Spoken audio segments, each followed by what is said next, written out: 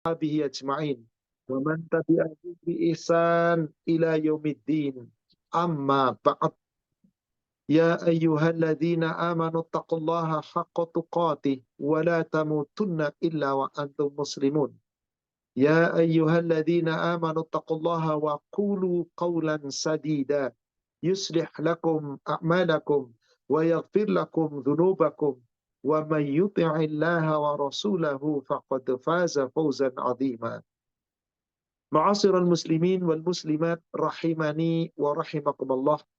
Bapak Ibu jamaah Majelis Taklim Azkia yang semoga dirahmati Allah.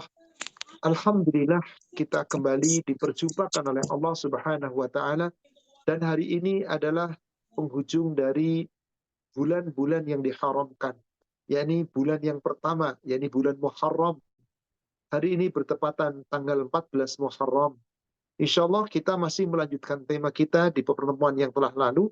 Jangan melanggar larangan-larangan di bulan haram. Di mana Allah mengharamkan perbuatan dolim, segala perbuatan dolim apapun. Dan di pertemuan pertama kita sudah membahas hukum perbuatan dolim itu. Dan kita sudah membahas tentang perbuatan dolim yang dilarang. Terutama adalah dolim hablum minallah. Setelah kita menguraikan zalim hablum minallah, di sesi kedua ini, insya Allah kita akan menguraikan tentang larangan-larangan berbuat zalim. Yaitu jangan melanggar yang diharamkan di bulan haram, tentang zalim hablum minannas. Hubungan sesama manusia. Sering kita melihat orang-orang baik ibadahnya, tapi buruk akhlak hablum minannasnya. Atau sebaliknya, ada orang baik sama manusia, tapi hablum minallahnya buruk. Tidak benar. Yang benar adalah hablum minallah baik, ketaatan, ketakwaatan baik, hablum minannas juga baik, akhlak sesama manusia baik. Kalau ini seiring dilakukan, insya Allah surga tempatnya, jannah tempatnya. Karena yang banyak menghantarkan seorang hamba menuju ke surga adalah takwa kepada Allah dilandasi dengan akhlak yang baik. Hablum minallahnya baik, hablum minannasnya baik, surga. Tapi siapa yang baik hablum minallah, hablum minannas jelek, terhalang dari surga. Hablum minannas baik, hablum minallah baik, jelek, gak ada artinya. Harus dua-duanya. Hablum minallah, hablum minannas. Supaya hablum minallah kita yang baik dibarengi dengan hablum minannas yang baik, kita akan membahas sekarang tentang kezaliman sesama manusia. Saya akan awali dengan sebuah hadis. Silakan dibuka hadisnya di kitab Bulughul Maram, nomor hadis 1561. 1561. Yang di PDF hadisnya nomor 1563, afan. 1563. 619. 1561, PDF-nya 1579, afan.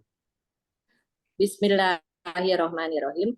Dari Abu Hurairah, ia berkata, telah bersabda Rasulullah Shallallahu Alaihi Wasallam, paling baik amal yang memasukkan seseorang ke surga ialah bakti kepada Allah dan perangai yang baik.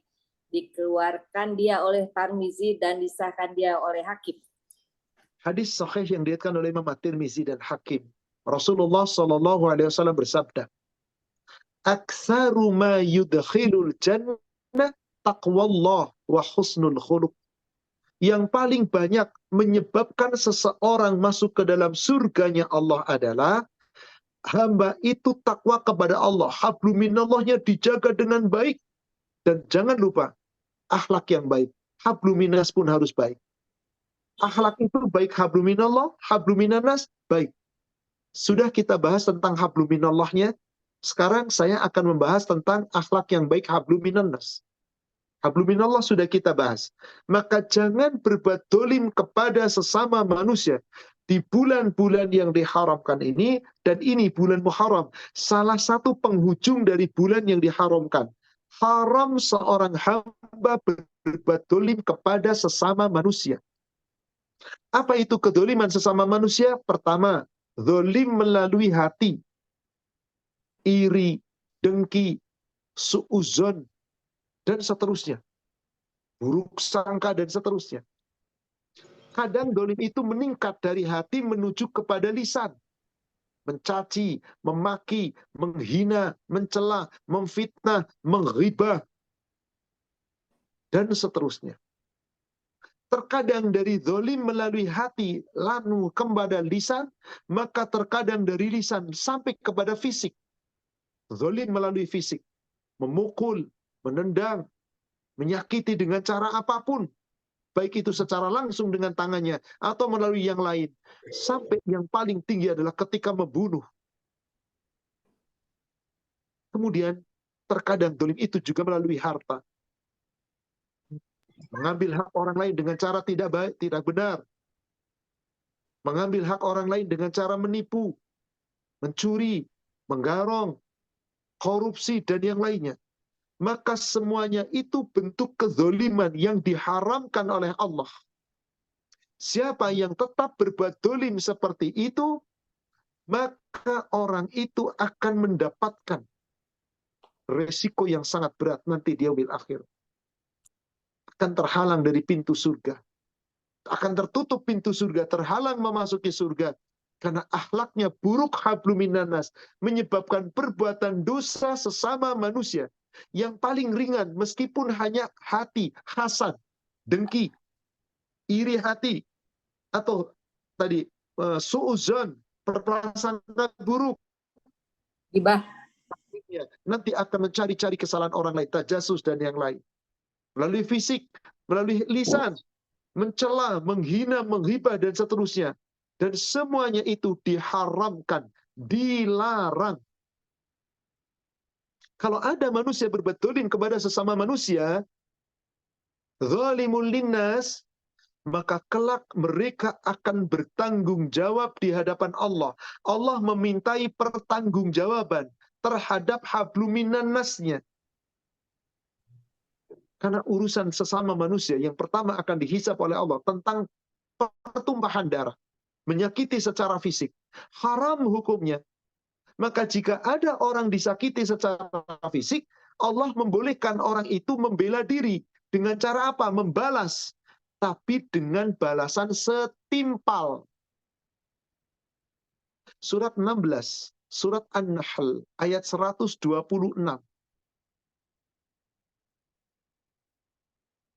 Surat 16, surat An-Nahl, ayat 126.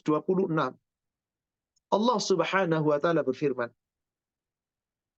Wa in aqabtum, dan jika kamu hendak membalas, fa'aqibu, maka balaslah, bimithl, sebanding atau semisal, ma'aqabtum bi, apa-apa yang setimpal dengan apa yang ditimpakan kepada kamu. Wala in sabartum, tetapi jika kamu mau bersabar, lahuwa khairul lisabirin, sesungguhnya kesabaran itu yang lebih baik bagi orang-orang yang mau bersabar. Jadi di ayat ini Allah membolehkan kita membalas. Wa in aqabtum, jika kamu membalas perbuatan buruk manusia kepada kita, fa'aqibu bimithli ma'aqibtum bih, membalasnya itu sebanding, setara dengan apa yang dilakukan, yang ditimpakan dengan itu. Asal jangan berlebihan. Sebagai contoh, ketika ada seorang dihina, ketika ada seorang dicaci, dimaki dengan lisan, maka orang yang dihina, dicaci maki dengan lisan, punya hak membela diri. Dengan cara apa? Membalas dengan setimpal. Dengan cara apa? Mencaci maki yang kadarnya sama. Tidak boleh lebih. Mencaci maki yang kadarnya persis sama. Jangan lebih. Dan ini diperbolehkan. Oh, kalau gitu membalas caci maki orang boleh? Boleh. Asal tadi, saat Anda membalas, jangan berlebihan. Contoh, si A mencaci maki si B. Maka si A berdosa. Si B, jika dia memaafkan, dia sabar, akan dapat pahala berlipat ganda. Tapi jika dia tidak sabar, boleh membalas mencaci maki lagi, sepanjang tidak melampaui batas, tidak berlebihan. Lihat 1528 Bulughul Maram, PDF 1546.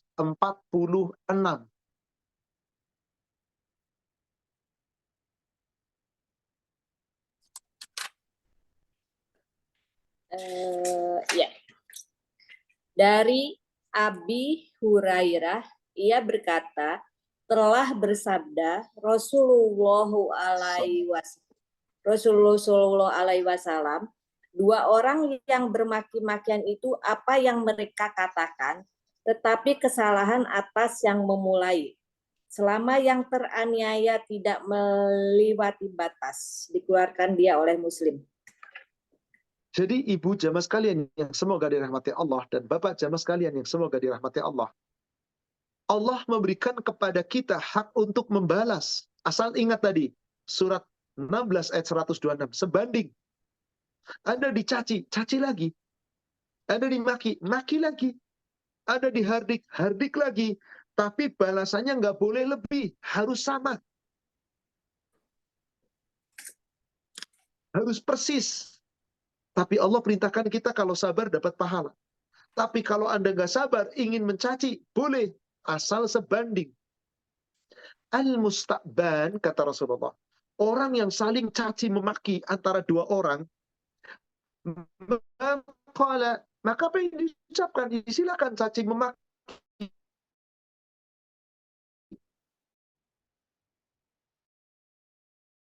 Fa'alal badi malam ya'tadi mazlum.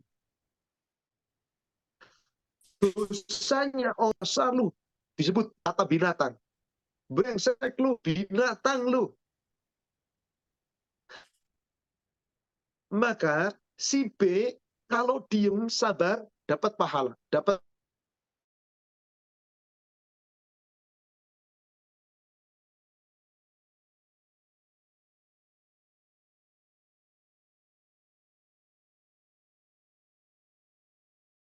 yang membalas cacian nggak berdosa, tapi kosong, nggak dapat pahala apa-apa. Hatinya hanya puas. Tapi jika memaafkan, pahala melimpah ruah. Allah beri kesempatan kepada kita, terserah Anda. Intinya boleh kita mencaci maki, asal jangan berlebihan. Maaf, misalkan ini sekedar contoh. Si A B lalu datang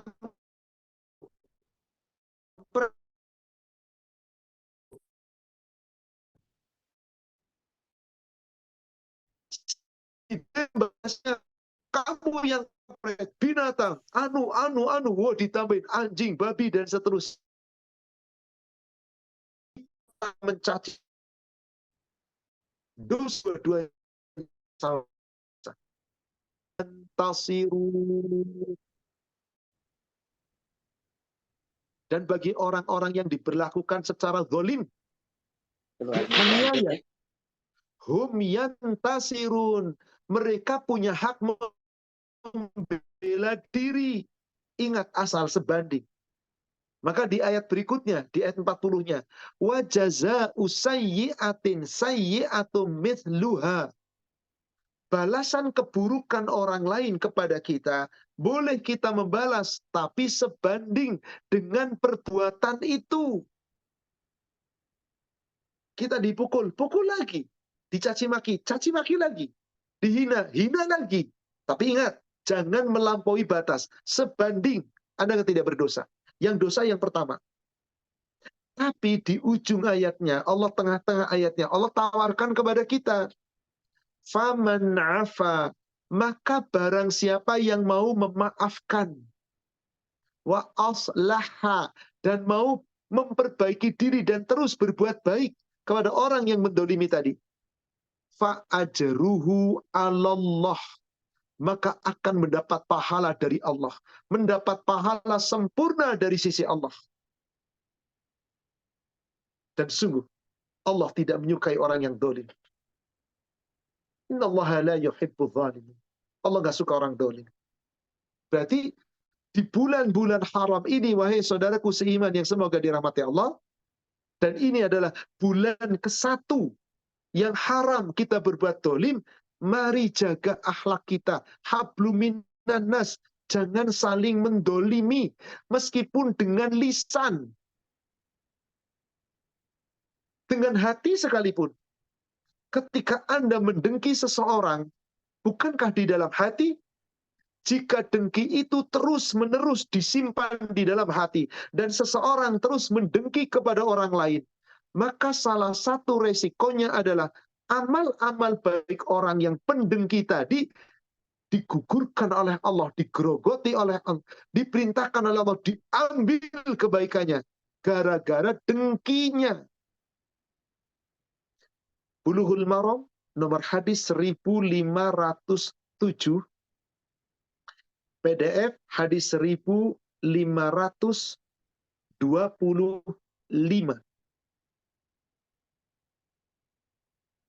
Bulughul Maram 1507, PDF 1525. Dari Abi Hurairah, ia berkata, telah bersabda Rasulullah Shallallahu Alaihi Wasallam, hendak kamu berjauh diri dari dengki, karena dengki itu memakan kebajikan-kebajikan sebagaimana api memakan kayu. Dikeluarkan dia oleh Abu Dawud. Coba Bapak Ibu kita resapi hadis ini. Di mana letaknya dengki? Dalam hati. Itulah dalam bahasa Arabnya hasad. Rasulullah sudah mengingatkan kita. Iyyakum wal hasad. Hendaklah kamu semua menjauhkan diri dari sifat hasad, yaitu sifat dengki. Bukankah dengki dalam hati? Fa innal hasad ya'kulul hasanat. Karena kalau kamu punya sifat dengki atau hasad, maka kedengkianmu akan memakan kebaikan-kebaikan kamu. Kama ta'kulun narul hatab, sebagaimana api memakan kayu bakar. Coba bayangkan Bapak Ibu, kayu bakar ditumpuk sebanyak-banyaknya, lalu nyalakan api dengan korek api yang sangat kecil, biarkan dia habis lama-lama kayu bakar, termakan api.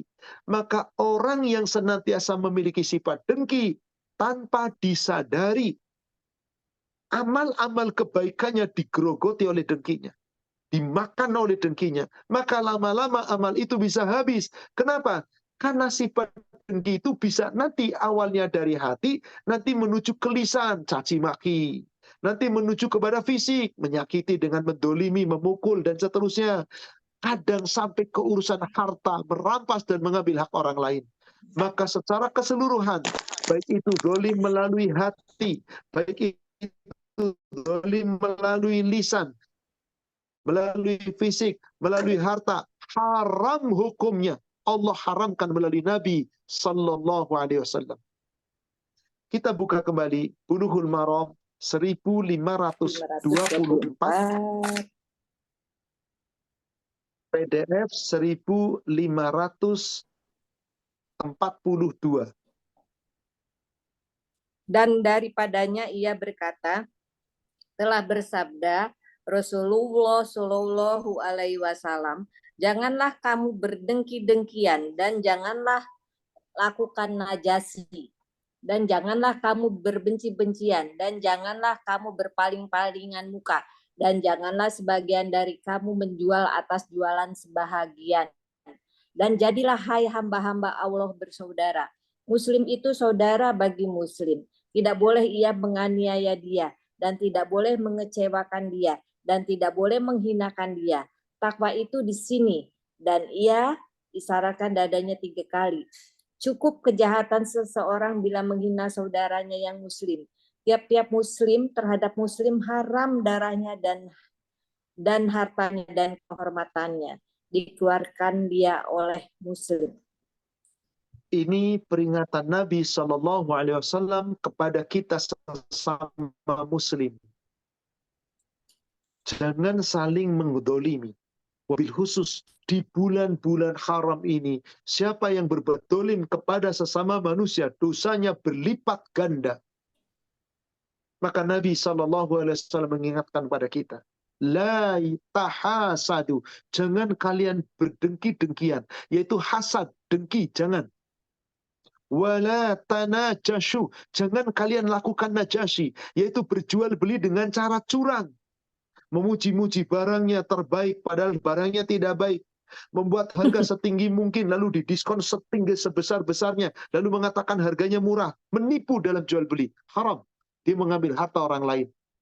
Wala tabaghadu, jangan saling berbenci-bencian. Wala tadabaru, jangan saling berpaling-palingan muka. Wala dalam transaksi saudaramu, jangan memotong si orang lain. Selesaikan dulu jualannya, baru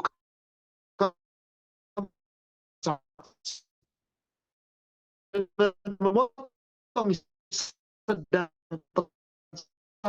itu. Maka Rasulullah SAW mengatakan,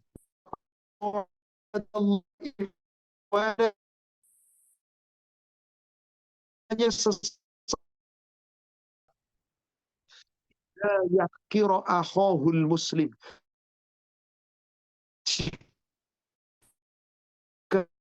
dia sudah mencaci masa jauh-jauh di lingkungan kita, di antar sesama muslim di negara kita,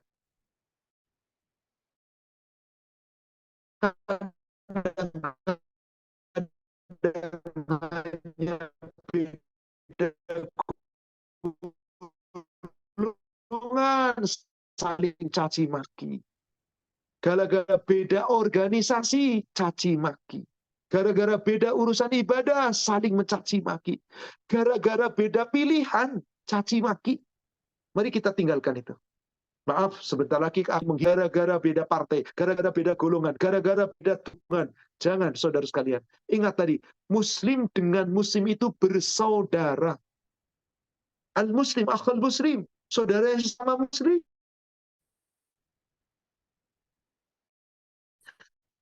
Maka al-muslim haramun. Muslim itu haram. Damuhu wa maluhu, kehormatannya. Jangan menyakiti sesama muslim dan jangan dirusak. Maka seorang muslim yang benar, orang yang menganggap saudaranya sesama muslim adalah bagaikan satu tubuh. Dan seharusnya sesama muslim saling mengokohkan, menguatkan, seperti sebuah bangunan. Jangan saling merendahkan, menghancurkan. Maka akan bercerai-berai seorang muslim dengan muslim yang lain. Kalau tidak menjaga diri. Akibat apa? Kezoliman. Maka Rasul mengibaratkan, sesungguhnya muslim itu harus berkasih sayang, saling mencintai, saling menyayangi. Seperti apakah ibaratnya? Silakan buka Sahih Muslim 2216. Seperti apa Rasulullah mengibaratkan muslim dengan muslim dalam saling menyayangi, dalam saling mengasihi, dalam saling memperhatikannya. Bismillahirrahmanirrahim. Dari Nu'man bin Bashir radhiyallahu anhu katanya, Rasulullah SAW bersabda, perumpamaan orang-orang mukmin dalam hal saling mencinta, saling mengasihi, dan saling menyayang, bagaikan sebuah tubuh.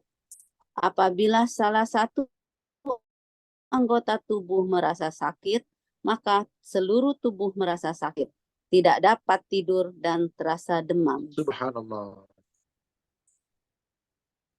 Masalul mu'min alal mu'min atuhumihi wa tahabbatihi. Perumpamaan seorang muslim dengan muslim yang lain dalam hal saling mencintai, saling menyayangi, saling mengasihi. Kama salil jasad. Itu diibaratkan seperti sebuah tubuh. Coba Bapak Ibu tubuhnya sakit. Yang sakit satu gigi. Itu tubuhnya semuanya demam, menggigil. Yang sakit katakanlah satu luka di jempol atau di kelingking atau di jari manapun. Bengkak, itu yang demam seluruh tubuh. Yang menggigil seluruh tubuh. Bahkan Allah Rasulullah SAW mengibaratkan seperti apa? Idza syakkata minhu udwun tada'a lahu sairul jasad bisahmi wal huma. Satu anggota tubuh sakit, semua anggota tubuh ikut sakit, demam menggigil. Seperti itulah harusnya kita dengan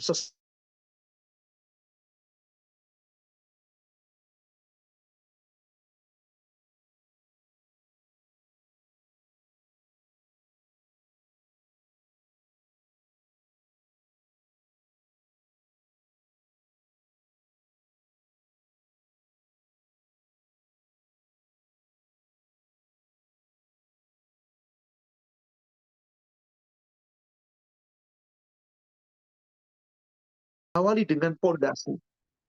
Kalau pondasinya kokoh, lalu dibuatlah tiang-tiang yang kokoh, maka nanti dindingnya ikut kokoh, lantainya ikut kokoh, atapnya ikut kokoh. Karena satu sama lain saling menguatkan. Coba bayangkan, pondasinya kokoh, tiangnya asal-asalan, tidak sesuai dengan spesifikasi. Besinya ngawur misalkan. Besinya ukuran kecil, padahal lantainya bangunan tinggi. Ketika dindingnya bagus, lantainya bagus, atapnya bagus, tapi tiangnya rapuh, hancur. Semuanya. Maka ketika sesama muslim sudah saling menghancurkan, mendengki, hasad, dan seterusnya, nggak bakal bersatu muslim. Akan bercerai-berai. Maka Allah Subhanahu wa ta'ala perintahkan kepada kita. Fala tafarraqu. Jangan kalian bercerai-berai. Tapi hendaklah kamu bersatu. Karena dengan bersatu insya Allah muslim kuat. Tapi terkadang umat muslimnya yang nggak tahu menahu. Bahkan nggak mau tahu. Padahal disuruh bersatu. Tetap saja bercerai-berai. Akhirnya kedoliman-kedoliman. Saling berbuat satu sama lain. Ini dolim kepada ini dolim kepada itu. Dan seterusnya. Na'udzubillah. Summa na'udzubillah. Jaga. Semoga kita termasuk orang-orang yang menjaga diri. Apapun kezoliman, tinggalkan. Jangan pernah kita berbuat dolim kepada manusia. Baik itu secara hati, baik itu secara lisan, apalagi sampai ke fisik, sampai ke harta, hati-hati. Ustadz, bagaimana jika kita didolimi secara fisik? Sekali lagi, Allah tetap memberikan hak kepada kita membalas. Hak membalas perbuatan orang lain kepada kita secara fisik dinamakan hak kisos. Seperti contoh, ada orang terbunuh. Kisosnya apa? Bunuh lagi. Apakah kisos hanya hal bunuh-membunuh saja? Bukan. Setiap ada orang menyakiti kita secara fisik, secara fisik, maka kita boleh mengkisos. Syaratnya balasannya sebanding, setimpal, tidak boleh lebih daripada itu. Sebagai contoh, surat 5, surat Al-Ma'idah, ayat yang ke-45. Allah berfirman dalam ayat tersebut. Wa katabna 'alaihim fiha annan nafsa bin nafs. Dan kami telah menetapkan kepada mereka, yaitu kepada Bani Israel di dalam kitabnya, kitab Taurat. Dan sekarang kita baca Al-Quran untuk kita umat Islam. Annan nafsa bin nafs, bahwasanya apabila ada orang membunuh, maka jiwa dibalas dengan jiwa. Nyawa dibalas dengan nyawa. Mati dibalas dengan mati. Wal aina bil ain, mata dibalas dengan mata. Wal anfa bil anfi, hidung dibalas dengan hidung. Wal uzuna bil uzuni, telinga dibalas dengan telinga. Wasinna bisini, gigi pun dibalas dengan gigi. Wal juruha qisas, dan luka-luka pun yang kamu derita, sekecil apapun lukanya, ada kisosnya, ada balasan yang setimpal. Itulah makna kisos. Bukan cuma hukuman mati, bukan. membalas kejahatan orang secara fisik dengan setimpal, sebanding. Tapi di ujung ayatnya Allah Subhanahu wa taala berfirman, "Faman tasaddaqa bihi", maka barang siapa yang mau bersedekah, yaitu apa? Hak kisos yang harusnya dia ambil dilepas, lalu dia maafkan. Maksudnya memaafkan orang yang menyakitinya. Berarti dia melepas hak kisosnya. Tidak mau mengkisos. Karena semata-mata mengharap ridha Allah. Fahuwa kaffaratullah. Maka dia melepaskan hak kisos itu. Menjadi penggugur atas dosa-dosanya. Jadi orang yang memaafkan kesalahan orang lain secara fisik, dia tidak mau mengkisos. Tapi memaafkan. Melepas hak kisos dengan cara memaafkan, maka orang itu dapat pahala dan ampunan baginya. Kafaratullah, ampunan baginya. Allahu Akbar. Wa man lam yahkum bima anzalallah faulaika humudz zalimun. Maka siapa yang menetapkan suatu hukum yang tidak sesuai dengan apa yang diturunkan Allah, maka mereka itu zalim. Dari ayat ini sangat jelas bahwasanya Allah perintahkan kepada kita agar kita punya hak membalas, tapi yang paling baik memaafkan. Kalau Anda memaafkan, maka akan menjadi kebaikan. Tapi jika tidak memaafkan, maka mereka hanya mendapatkan kepuasan secara duniawi, bisa puas membalas. Saudara sekalian, dari ayat ini sangat jelas sekali bahwasanya Allah telah menetapkan hukum kisos itu secara adil.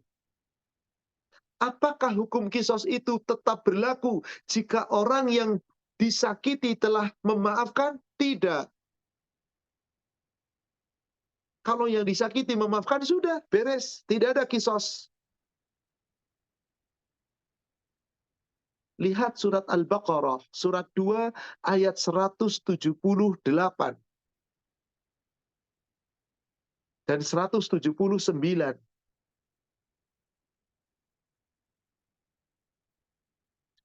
Ya ayyuhalladzina amanu, hai orang-orang yang beriman, kutiba alaikumul qisasu fil qatla, diwajibkan atas kamu untuk menegakkan hukum kisos, yaitu hukum balasan yang setimpal dalam hal pembunuhan. Al-khurru bil khurri, di situ katakan. Orang yang merdeka membunuh, maka orang merdeka itu dibunuh, merdeka dengan merdeka. Wal unsa bil unsa, jika ada seorang, wal abdu bil abdi, ada seorang hamba sahaya membunuh, hamba sahaya itu balas bunuh. Wal unsa bil unsa, ada seorang perempuan membunuh, maka perempuan itu lagi yang dibunuh. Itulah hukum kisos. Tapi hukum kisos tidak berlaku jika di tengah ayatnya, faman ufiya lahu min akhihi syai'un, maka barang siapa yang mendapatkan pemaafan dari saudara yang terbunuh tadi, fattiba'un bil ma'ruf, hendaklah orang yang memaafkan itu memaafkan dengan cara yang baik.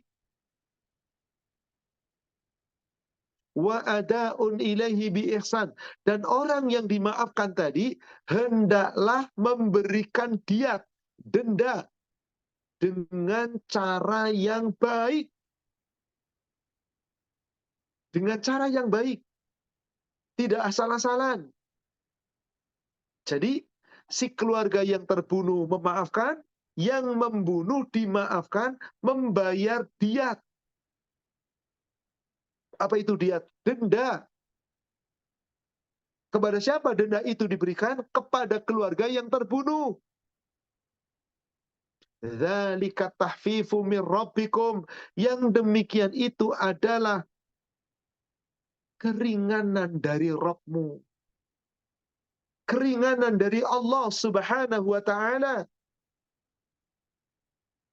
Bahwasanya dimaafkan, akhirnya nggak terbunuh. Barang siapa yang mencari jalan selain itu, faman i'tada ba'da dzalika falahu 'adzabun alim, ada ancaman. Barang siapa yang melampaui batas setelah diberi keringanan tadi, maka mereka diancam oleh Allah mendapatkan azab yang sangat pedih. Inilah saudaraku sekalian. Jadi hukum kisos itu berlaku adil. Tapi Allah katakan tadi, yang mau memaafkan dapat pahala sempurna. Yang mau memaafkan mendapatkan ampunan. Subhanallah. Ampunan yang sempurna. Dan Allah akan berikan itu. Bagi siapa? Bagi yang betul-betul rela dan mau memaafkan. Yang jadi pertanyaan, apakah setiap umat manusia akan seperti itu? Apakah manusia akan memaafkan seperti itu? Belum tentu, saudara sekalian. Kadang-kadang manusia tidak memaafkan. Kenapa? Karena pada hakikatnya manusia itu zalim. Dan saudara sekalian, Allah telah menetapkan melalui Rasul-Nya, apabila ada orang membunuh, maka diatnya begitu mahal, diatnya begitu besar. Diatnya nggak sembarangan. Boleh jadi kita merasa kagum, wah subhanallah, diat itu luar biasa. Kenapa Allah tetapkan diat itu begitu besar? Supaya manusia jangan sampai berbuat zalim kepada sesama manusia.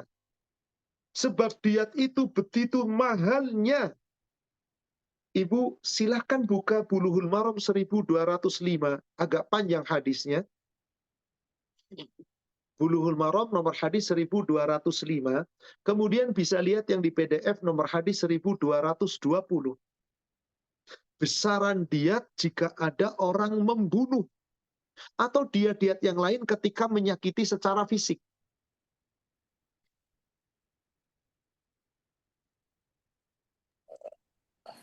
Iya, panjang Pak Ustadz. Boleh, sebagian awal saja Bu. Saya ingin tunjukkan besarnya diat orang membunuh. Ya. Dari Abi Bakar bin Muhammad bin Amir bin Hazam. Dari bapaknya, dari datuknya, bahwasannya Nabi Shallallahu Alaihi Wasallam menulis kepada ahli Yaman, lalu ia sebut hadis itu, dan di dalamnya ada sabdanya, bahwasanya barang siapa dengan sengaja bunuh seorang mukmin dan cukup keterangannya, maka yang demikian itu dibalas bunuh. Kecuali ahli waris orang yang terbunuh ridho melepaskannya. Dan bahwasanya diat 1 jiwa 100 onta, dan pada hidung apabila dipotong habis ada diat. Cukup Dan Ibu, sampai di sini Ibu lanjut ke paling bawahnya Ibu. Laki-laki dibunuh karena membunuh seorang perempuan, dan bagi yang memiliki emas ada kalimat itu. Dan pada saja ada luka. Dan bahwasanya laki-laki dibunuh dengan sebab membunuh perempuan, di sebelah kanannya Ibu. Ibu kalau terjemahnya itu sebelah kanannya yang paling atas. 10 onta pada gigi 5 onta gitu ya enggak? Oh, belum Boleh ketemu. terus.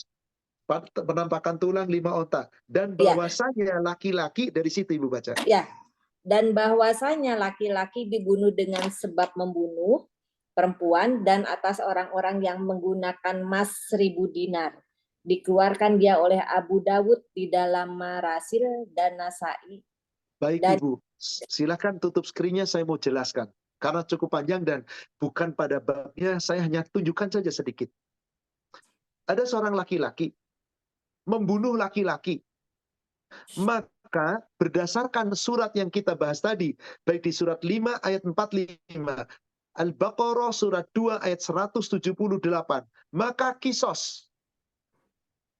Tapi jika seorang yang keluarganya terbunuh tadi memaafkan, ya sudah, kamu aku maafkan.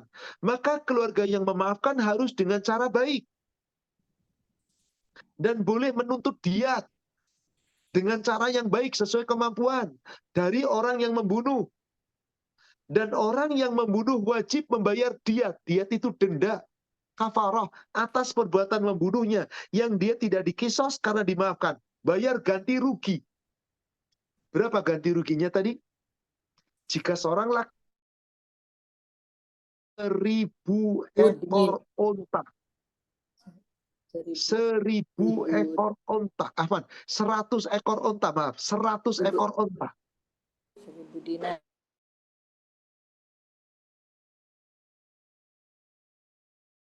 Cara dengan sapi limusin yang paling kecil berapa coba? Katakanlah 50 juta. 100 ekor onta kali 50 juta berapa? 5 miliar dendanya. Masya Allah. 5 miliar. Maka pernah dulu ada seorang TKI yang membunuh majikannya alasannya karena mau diperkosa. Kemudian di persidangan nyata pernah bersalah. Maka disuruh membayar 6 miliar. Alhamdulillah terkumpulkan dari negara Indonesia. Semuanya pada urunan di bawah 6 miliar. Bebas. Besar. Memang seperti itu. Tetapi jika ada yang terbunuh itu perempuan, baik yang membunuh laki-laki atau perempuan, dibunuhnya perempuan. Lalu keluarga si perempuan mintanya diatnya dengan emas, bukan dengan onta. Maka diatnya adalah 1000 dinar. Bapak Ibu tahu berapa 1000 dinar? 1 dinar sekitar 4,25 gram. 1000 dinar berapa? 4,25 kilogram. Berapa? 4,25 kilogram harga emas. Subhanallah. 1 juta sekarang kan lebih sekitar 5 miliar. Sekitar itu. Allahu Akbar. Betapa besarnya. Betapa beratnya. Kenapa hukum itu begitu berat? Supaya orang jangan sampai membunuh. Maka jika ada orang membunuh orang lain, apalagi sudah begitu mengambil hak orang lain, haram, dosa besar. Maka Allah melarang kita membunuh. Siapa yang membunuh, seakan-akan telah membunuh manusia semuanya. Jadi tingkat paling tinggi kedzaliman, yaitu membunuh. Tapi bukan hanya membunuh saja kedzaliman secara fisik tadi. Memukul, mata dibalas mata, telinga dibalas telinga, hidung dibalas hidung, gigi dibalas gigi. Luka-luka sekecil apapun jika kamu tidak ridho, ada kisosnya. Supaya jangan sampai kita dikisos seperti ini. Ayo jangan berbuat jahat. Kalau ada yang menjahati kita, maafkan, Anda dapat pahala melimpah ruah, Anda dapat ampunan, dan ini tawaran dari Allah. Silakan Anda mau pilih yang mana. Membalas, Anda puas, tapi nggak dapat apa-apa. Kalau Anda memaafkan, Anda mendapatkan pahala, mendapatkan ampunan, dan Allah akan berikan surga. Maka orang-orang yang disakiti orang, dia tetap rendah hati, dia murah hati, dia tetap bersedekah. Dia tetap membantu. Insya Allah tidak pernah akan hina. Insya Allah tetap akan mulia. Nggak mungkin akan hina. Mulia di sisi Allah. Kalau orang itu meyakini dengan ikhlas bahwa saya memaafkan karena Allah. Saya memberi maaf karena Allah. Saya memaafkan karena Allah. Maka cara itu yang terbaik. Muslim 2218.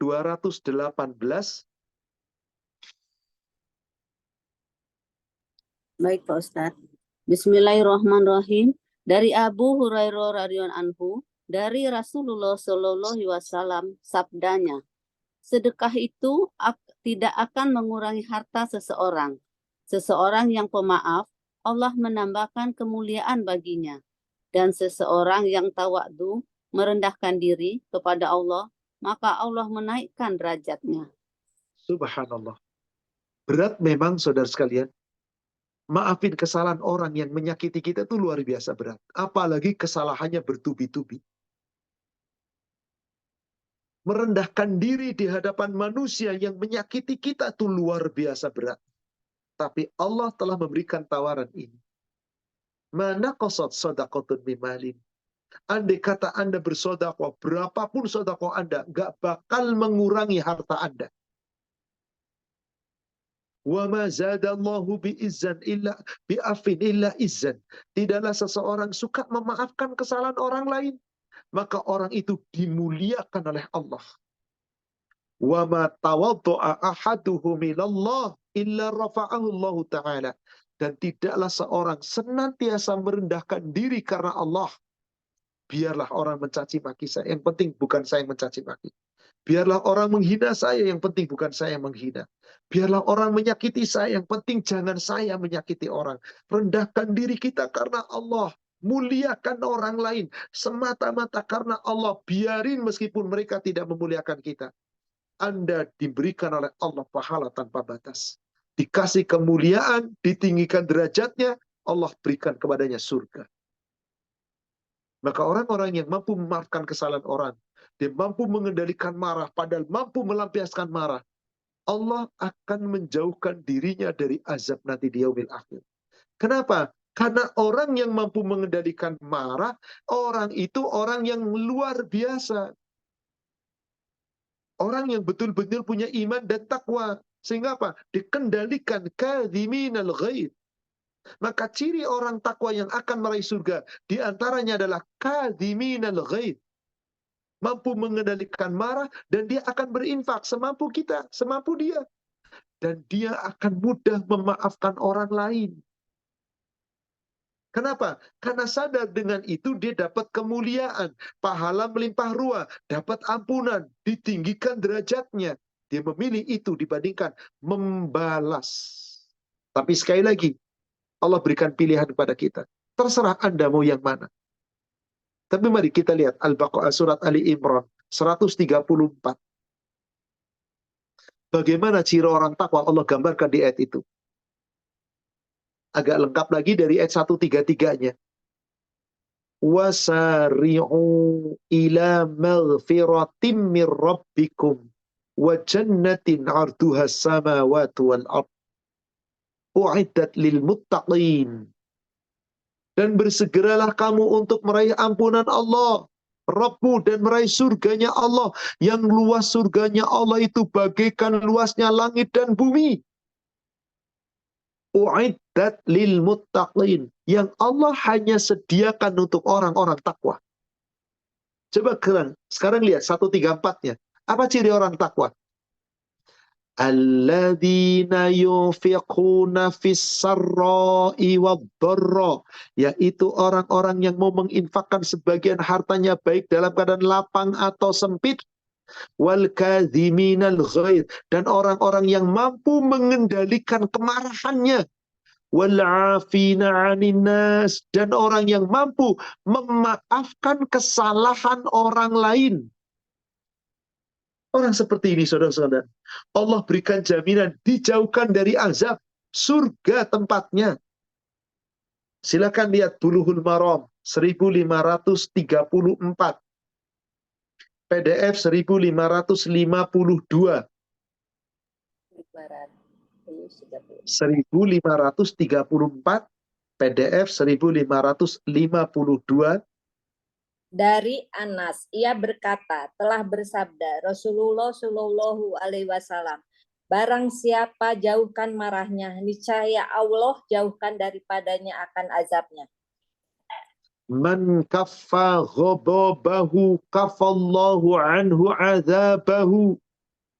Barang siapa yang mampu menjauhkan diri dari sifat marah, emosi, marah, ghadab, Allah akan menahan dirinya dari azab neraka. Bukankah azabnya Allah itu adalah neraka? Berarti orang yang mampu mengendalikan amarah, yang sanggup memaafkan kesalahan manusia, panen pahala, panen ampunan, plus surga tempatnya, dijauhkan dari neraka. Maka saudara sekalian, mari jangan kita berbuat dolim.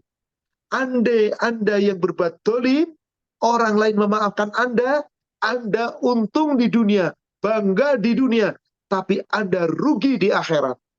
Tapi jika Anda didolimi orang, Anda memaafkan dan tetap rendah hati karena Allah, maka orang yang mendolimi Anda untung di dunia, tapi mereka rugi, bangkrut di akhirat. Kita yang terdolimi lalu memaafkan, kita untung nanti di akhirat. Apa keuntungannya? mendapat pahala melimpah ruah, dan mendapatkan ampunan, diambilnya dosa-dosa oleh Allah, dibebankan kepada orang yang mendolimi kita di dunia. Maka ada istilah bangkrut, muflis. Silakan Ibu baca Sahih Muslim 2211. Apa yang dimaksud bangkrut? Ternyata sahabat ditanya oleh Rasul, ketika ditanya apa itu bangkrut, mereka menjawabnya orang bangkrut itu yang nggak punya harta, nggak punya kekayaan. Rasul bukan bertanya tentang itu. Lalu apa yang dimaksud bangkrut oleh Rasul? Silakan Ibu baca 2211 Sahih Muslim. Baik Pak Ustadz. Bismillahirrahmanirrahim. Dari Abu Hurairah radhiyallahu anhu, katanya Rasulullah SAW bersabda, tahukah kamu apa arti muflis, bangkrut atau pailit? Jawab para sahabat, muflis menurut kami ialah orang yang tidak punya uang dan tidak punya harta. Sabda Rasulullah SAW, muhlis dari umatku akan datang kelak di hari kiamat membawa sholat, puasa, dan zakat, dan membawa dosa karena dia pernah memaki orang, pernah menuduh-nuduh orang, pernah memakan harta orang, pernah membunuh orang, dan pernah memukul orang. Maka diberikan pahala kebaikannya kepada orang-orang yang dizoliminya.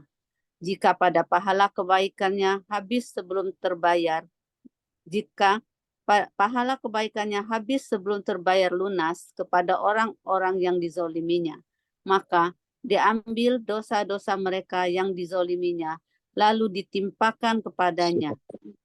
Kemudian dia dilempar ke neraka. Na'udzubillah. Saudara seiman, mari kita renungkan hadis ini baik-baik.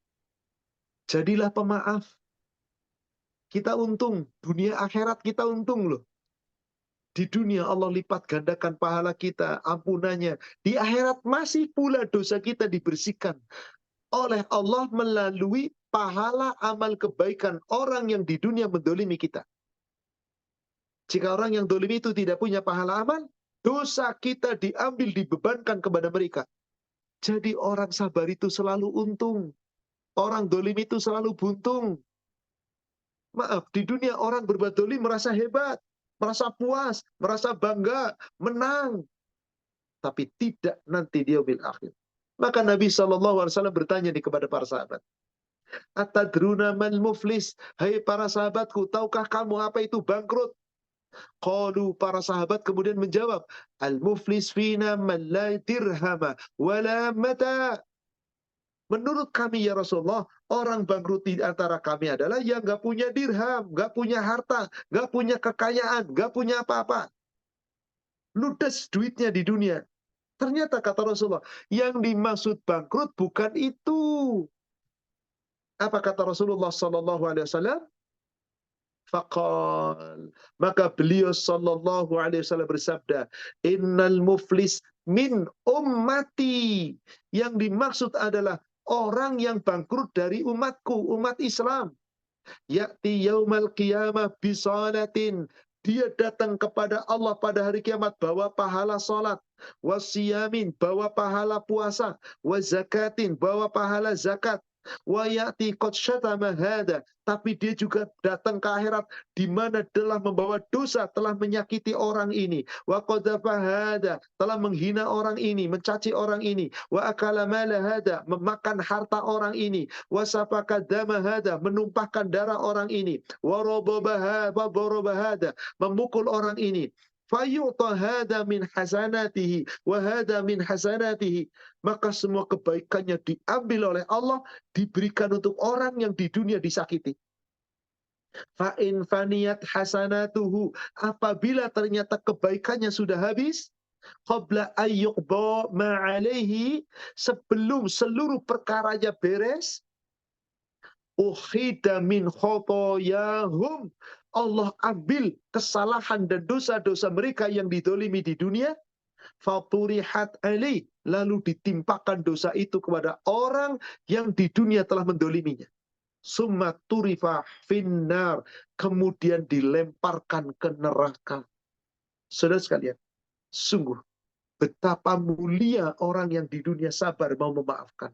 pahalanya melimpah ruah. Di dunia dapat, sampai nanti di yaumil akhir dapat. Sementara orang-orang yang tidak demikian, na'udzubillah. Maka tadi, masih ingat barangkali saya buka sebagai muqaddimah, hadis nomor 1561 Bulughul Maram, di PDF-nya nomor hadis 1579 di Bulughul Maram. Apa tadi kata Rasulullah? Aktsaru ma yudkhilul jannah taqwallah wa husnul khuluq. Yang paling banyak menyebabkan seorang hamba mendapatkan surganya Allah adalah hamba itu takwa kepada Allah dan akhlak yang baik. Berarti hablum minallah dengan hablum minanas sama-sama baik. Insya Allah, jika itu kita lakukan, semoga kita termasuk calon-calon penghuni surganya Allah Subhanahu wa Ta'ala. Dengan cara, mari di dunia, jauhkan kita dari segala perbuatan dolim, sekecil apapun.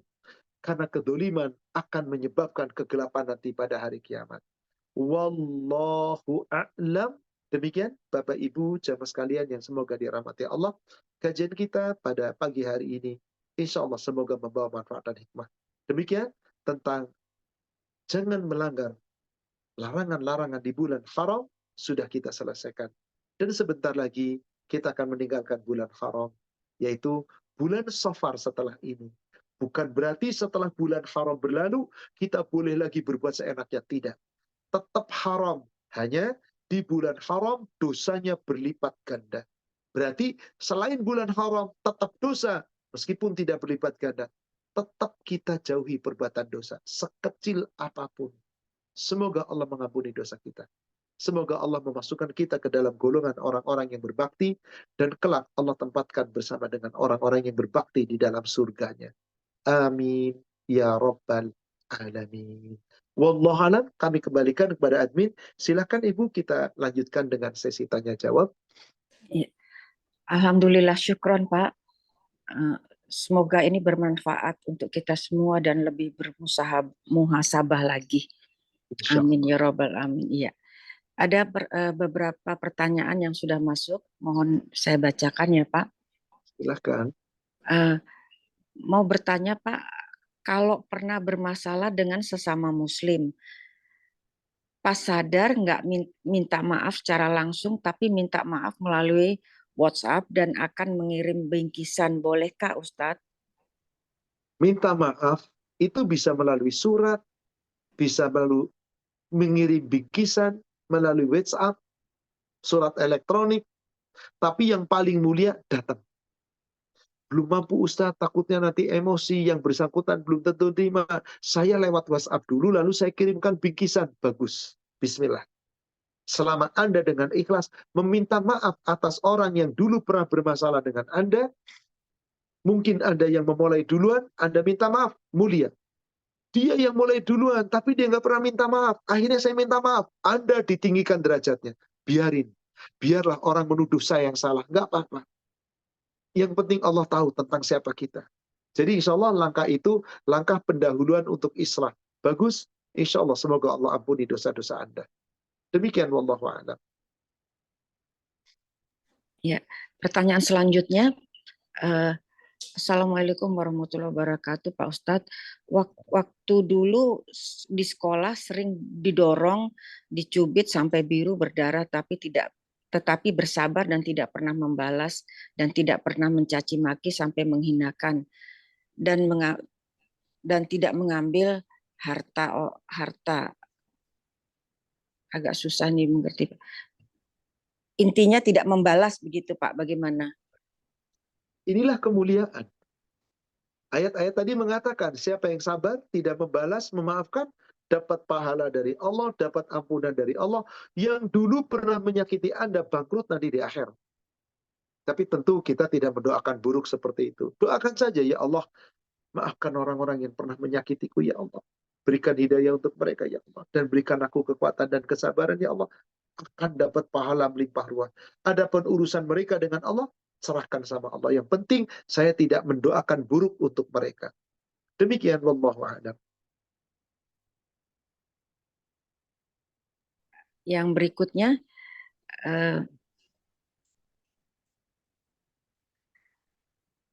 izin bertanya Pak Ustadz, bila kita bila kita tahu kebiasaan saudara,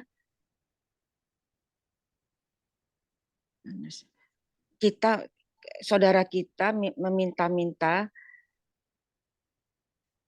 qadarullah nomor kontak beliau hilang. Bila kita tidak memberi nomor kontak agar menghindarkan yang bersangkutan meminta-minta, apakah kita dolim? Tidak. Karena meminta-minta itu pekerjaan yang hina di hadapan Allah. Kalau sudah menjadi kebiasaan, minta lagi, minta, itu namanya meminta-minta. Lalu Anda tidak nyimpen nomor kotak, hilang. Lalu nggak berusaha mencari, nggak masalah. Tidak ada masalah selama tidak berniat untuk memutus silaturahim jika saudara itu punya hubungan kandung. Tapi jika Anda tetap mengontak, kalau toh minta bantuan sekedar diberi, kalau toh terus-terusan katakan maaf saya nggak bisa bantu, nggak ada masalah. Insya Allah tidak ada masalah, tapi khawatir nanti malah ribut, maka saya tidak mengontak, apakah saya dosa? Tidak. Sepanjang tidak punya niat untuk memutus hubungan silaturahim. Tapi menjaga jarak sementara, agar dia tidak hanya tergantung minta-minta terus, tapi ada usaha untuk bekerja. Demikian, wallahu a'lam. Ya. Untuk yang selanjutnya, Pak Ustadz, kalau kita jadi pemaaf, nanti orang akan sepelekan. Bolehkah kita marah karena sesuatu hal, misal ditipu atau difitnah tanpa bukti? Bagaimana cara menghadapi orang yang zalim jika hal ini terjadi sesama kita? Saudaraku seiman yang semoga dirahmati Allah, kita punya hak tadi membela diri, ditipu, difitnah. Bagaimana ini? Mereka zalim kepada saya. Boleh katakan apa alasan Anda memfitnah saya?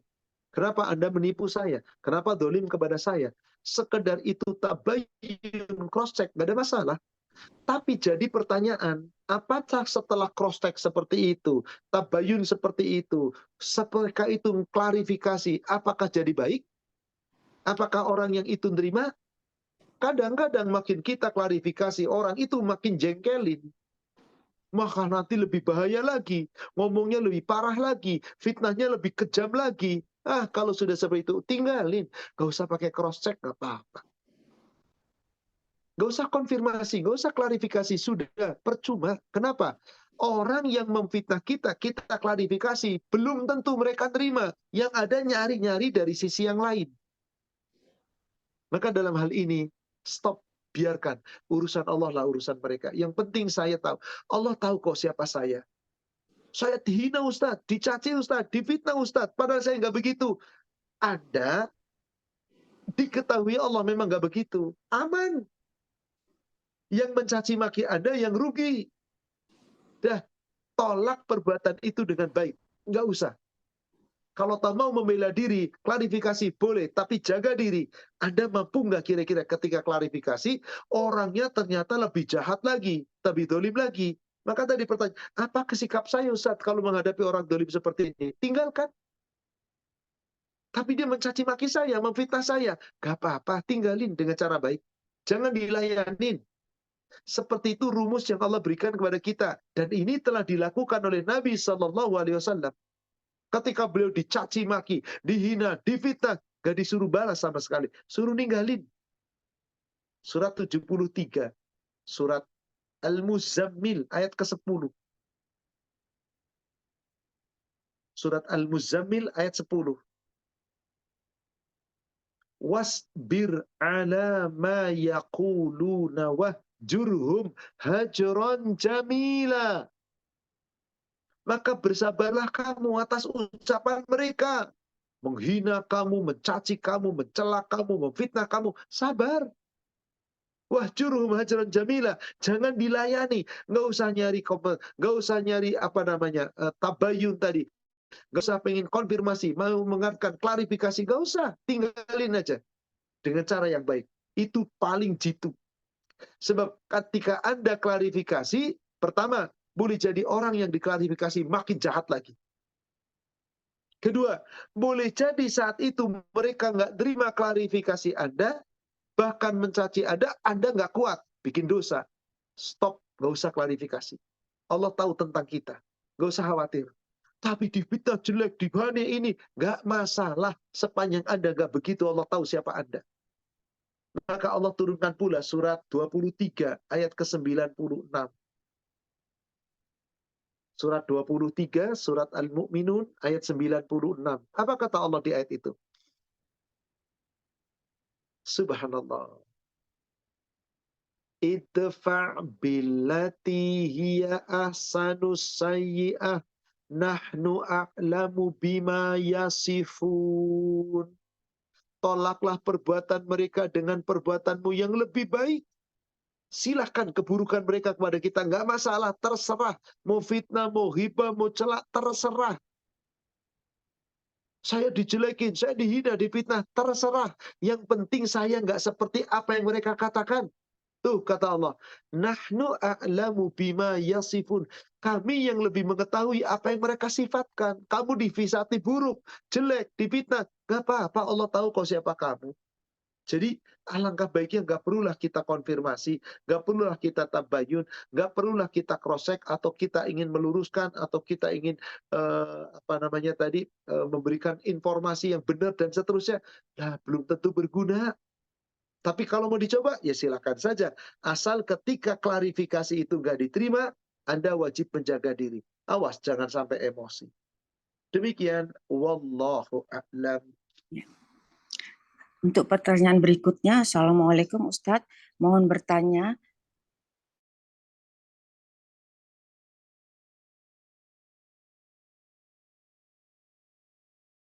tuan rumah tidak keberatan masih dianggap zolim, jazakallah khair. Sebetulnya tidak ada aturan baku wajib dari 3 hari, lebih dari 3 hari atau kurang dari 3 hari. Hanya Rasulullah SAW perintah, jika kita punya tamu dimuliakan. Nah, para ulama telah sepakat, kapan sih memuliakan tamu itu? Batasannya 3 hari. Tamunya jangan lebih dari itu. Dan si tuan rumah apabila dalam batasan itu wajib berbuat baik. Secara umum bunyi hadisnya begini.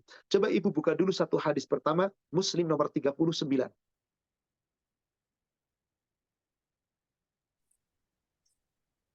Baik, Pak Ustaz.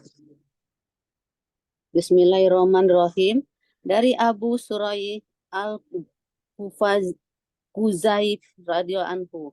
Katanya, Nabi SAW bersabda, siapa yang iman dengan Allah dan hari kiamat, maka hendaklah dia berbuat baik kepada tetangganya. Siapa yang iman dengan Allah dan hari kiamat, hendaklah dia memuliakan tamunya. Dan siapa yang iman dengan Allah dan hari kiamat, hendaklah dia berkata yang baik atau diam. Berkata yang baik atau diam. Berkata yang baik atau diam. Nah, sebelum itu dikatakan yang pertama, man kana yu'minu billahi wal yaumil akhir fala yu'dhi jarahu. Siapa yang beriman kepada Allah dan hari akhir, jangan kamu menghina saudaramu, jangan menyakiti tetanggamu. Jangan menyakiti dengan hinaan sekali. Wa man kana yu'minu billahi wal yaumil akhir falyukrim dhaifah. Siapa yang benar-benar iman kepada Allah dan hari akhir, hendaklah muliakan tamunya. Tapi tamunya juga nggak boleh sembarangan main masuk. Harus minta izin dulu. Kalau tidak diberi izin, jangan pakai memaksa untuk masuk. Sampai urusan ini, saudara sekalian, Rasul mengatur. Rasul mengatur. Coba ibu buka 2015 Sahih Muslim.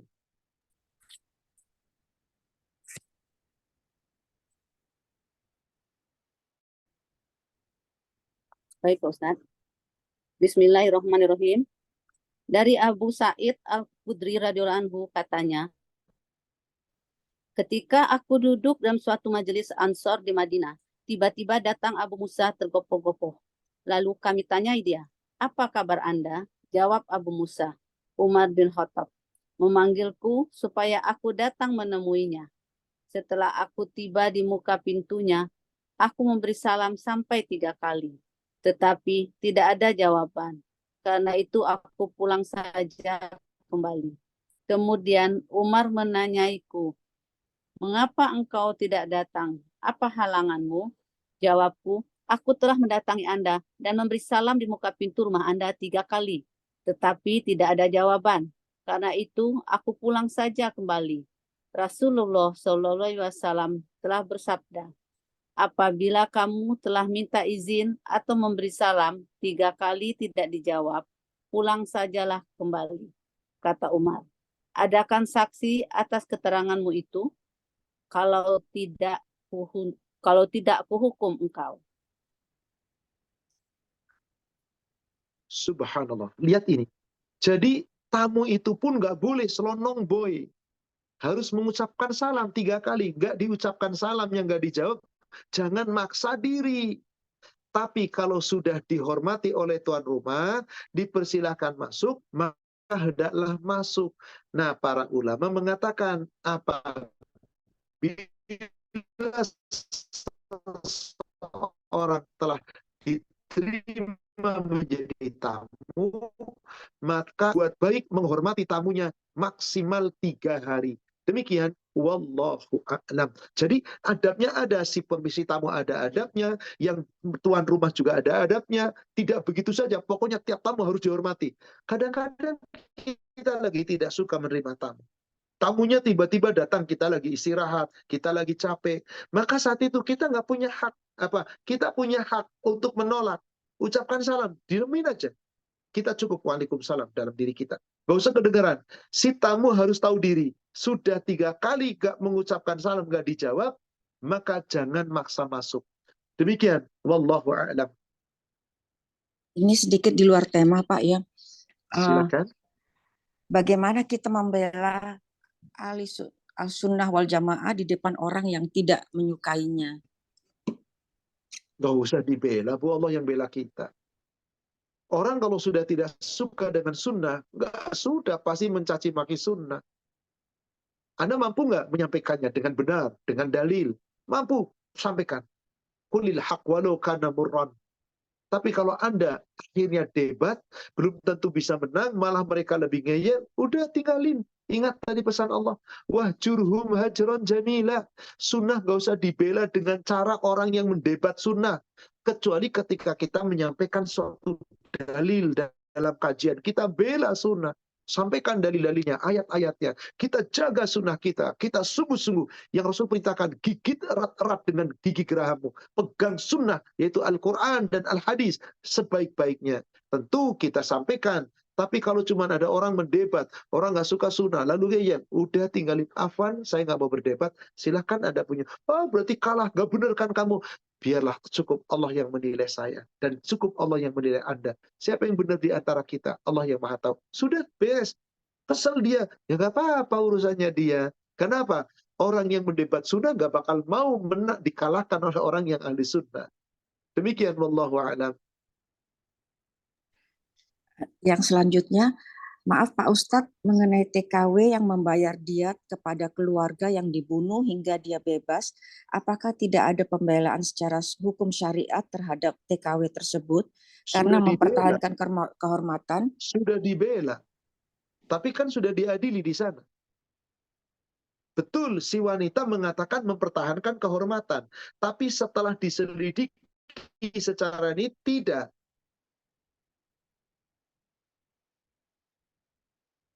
Beda dengan mempertahankan.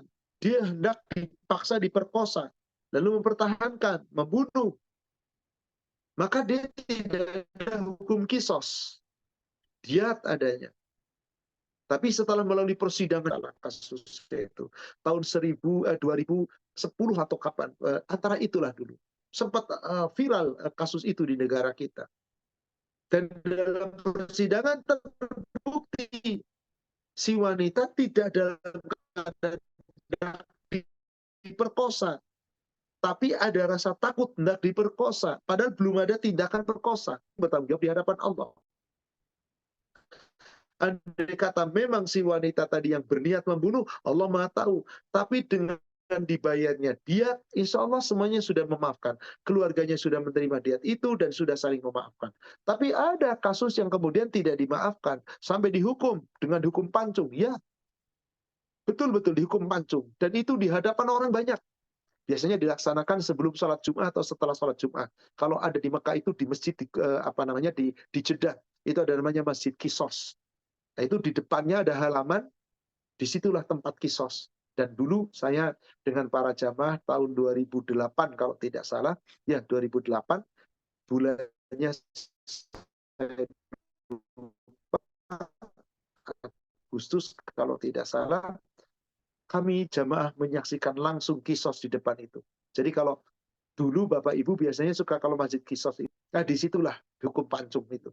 Dihukum pancung dengan singkat saja sudah. Apakah ditutup matanya? Tidak. Terdakwanya dibiarkan bebas.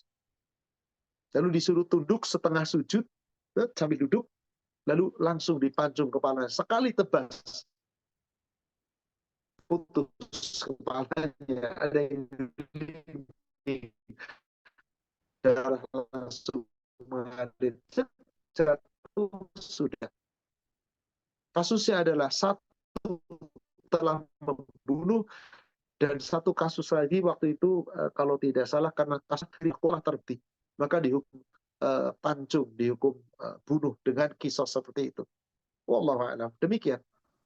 Yang selanjutnya, Pak Ustadz mohon tanya, apabila kita sudah bercerai, apakah dosa kalau kita memblokir mantan suami agar tidak mengganggu hati kita lagi dan berharap tidak mengganggu kebahagiaan mantan? Dalam hal ini kita tidak ada anak. Barakallahu fiik. Tidak dosa sama sekali. Betul langkahnya Ibu. Boleh Anda sudah bahagia dengan pasangan yang lain.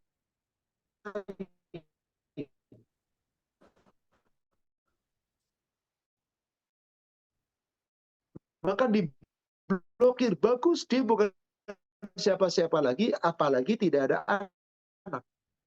Kalau ada anak mungkin beda perkara. Sekedar komunikasi boleh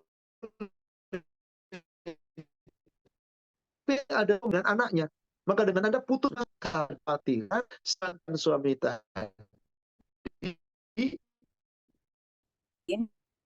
mengganggu dengan kata-kata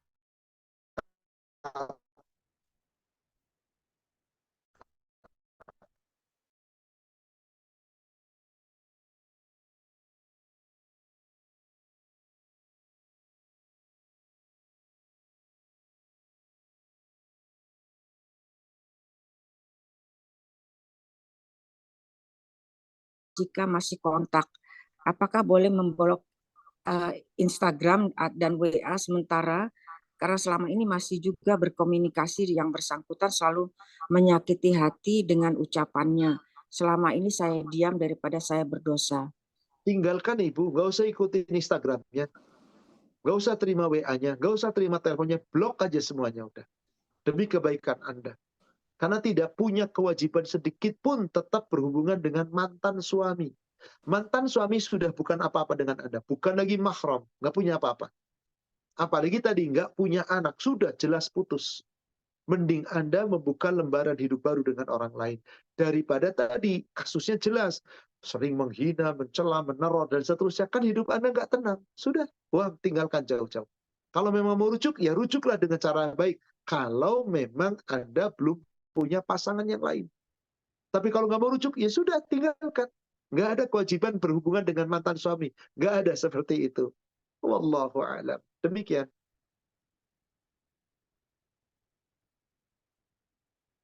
Masih bisa berapa pertanyaan Boleh lagi, dua Pak? pertanyaan lagi, Ibu. Oh, dua Dua pertanyaan pertanyaan lagi lagi. masih bisa, insya Allah. Iya.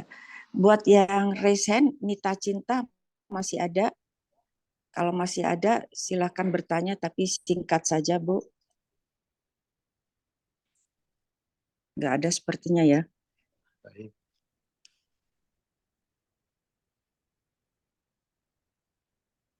Ya, kalau gitu saya lanjutkan, Pak, ke pertanyaan Silakan. selanjutnya. Halo, Ya, silakan. Assalamualaikum warahmatullahi wabarakatuh. Singkat aja ya, Waalaikumsalam Bu. warahmatullahi Ya. wabarakatuh. Silakan. Ustadz, misalkan ada si A menceritakan si Fulan. Nah, saya nggak percaya seperti itu.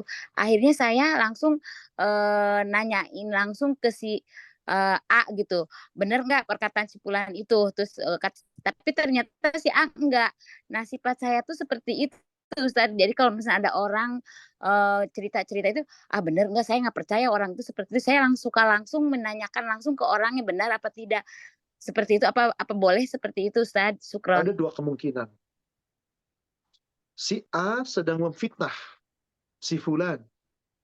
Lalu ibu menyampaikan ke Fulan, benar nggak kata si A? Dengan kondisi itu, si Fulan mendapat kabar dari ibu tentang perkataan si A. A dengan Fulan pasti musuhan. Salahnya ibu. Jadi bertanya sama itu nggak penting ibu, dan jangan tanya. Kecuali si Fulan itu saudara ibu, kerabat ibu, teman dekat ibu yang yakin betul-betul selama ibu tahu baik. Lalu mendapat fitnah dari si A, bla bla bla bla. Ibu cross-check, Fulan kata si A begini, saya nggak percaya, bener nggak dia omongin? Nggak bener. Ya sudah, stop. Jangan dibahas lagi. Karena kalau ibu sudah lapor kepada Fulan, saya yakin seyakin-yakinnya, pasti nimbul nanti suuzon, pasti nimbul lagi nanti ghibah, nimbul lagi kebencian akibat ibu. Seakan-akan seperti adu domba, meskipun tujuannya bukan. Jadi maaf, kebiasaan ibu seperti itu nggak penting, Bu. Jangan diulangi lagi. Dapat kabar dari si Fulan begini. Masa bodoh, saya nggak mau ikut campur urusan orang. Silahkan kamu ngomong sendiri sama si Fulan. Beres, nggak ada urusannya dengan saya. Kecuali dibawa-bawa nama Anda tentang si Fulan tadi. Maka kebiasaan ibu seperti itu, maaf, dalam Islam kurang baik. Nanti ibu akan selantiasa cross-check, tujuannya baik, tapi boleh jadi orang yang menyampaikan itu tujuannya ingin memfitnah. Terjadilah pertengkaran, minimal bukan dengan ibu, tapi si Fulan dengan si A yang mengirim berita kepada ibu. Tapi kalau ibu diem, nggak usah ngomong apa-apa, nggak ada masalah antara si Fulan dengan si A. Mungkin si A-nya mendengki si Fulannya nggak tahu, aman.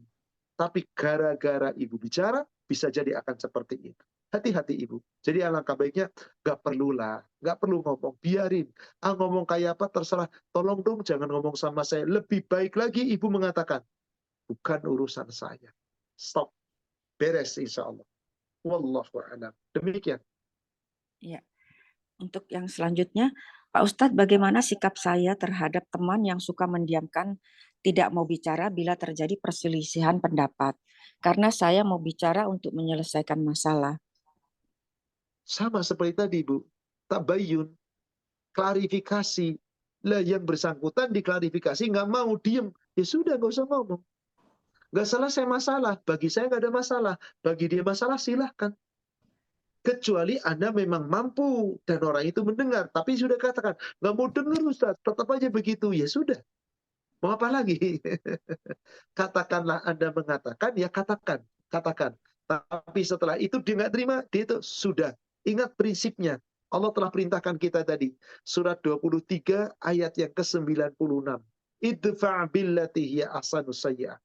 Orang berbuat buruk sama kita, jahat sama kita, menghina kita, memfitnah kita, jelekin kita, ngomongin kita, udah tolak dengan cara baik. Nggak penting kamu tabayun, klarifikasi, mau ngomong benar, mau minta informasi, nggak penting. Tinggalin aja.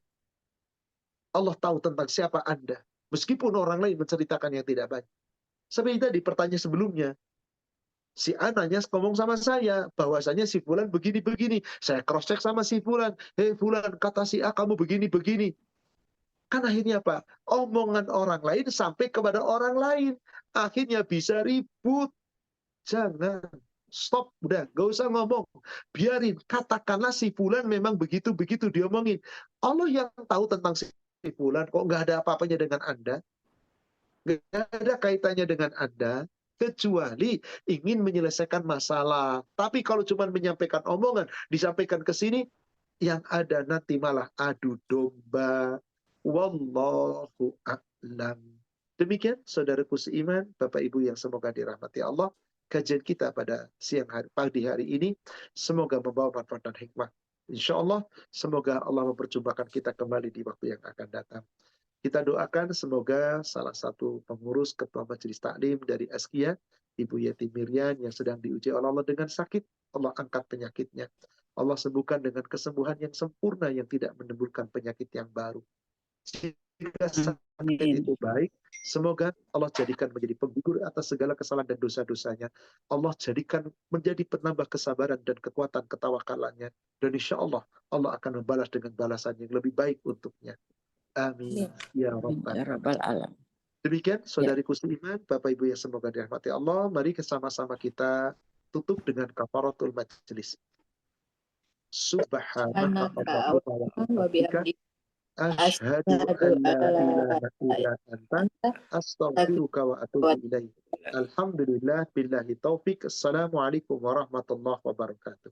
Waalaikumsalam warahmatullahi wabarakatuh. Jazakallah khair, Baik. Pak. Wa iya kepada seluruh pengurus Askia, jazakumullahu khairan, barakallahu fikunna kepada semuanya. Saya mohon pamit lebih Wafik dulu. barakallah, Pak. Assalamualaikum Jazakallah warahmatullahi khair Pak wabarakatuh. Ustadz. Iya. Bu Fatma. Jazakumullah khairan buat semuanya yang sudah hadir. Bagi yang bertanya tapi belum sempat saya bacakan karena keterbatasan waktu, mohon maaf lahir batin. Terima kasih jazakumullah khairan buat Lina, buat Aci, buat Mbak Tiwi dan semua yang sudah hadir. Jazakumullah khair, barakallahu fikum. Assalamualaikum Mbak Fatma.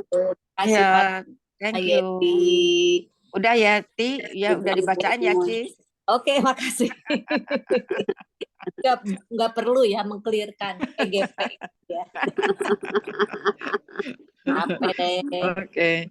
Mbak Tiwi, makasih banyak. Jasakillah Mbak khairan. Makasih Mbak Tiwi yang selalu dengan selalu setia, setia. Ya. Makasih. Assalamualaikum warahmatullahi wabarakatuh. Waalaikumsalam warahmatullahi wabarakatuh.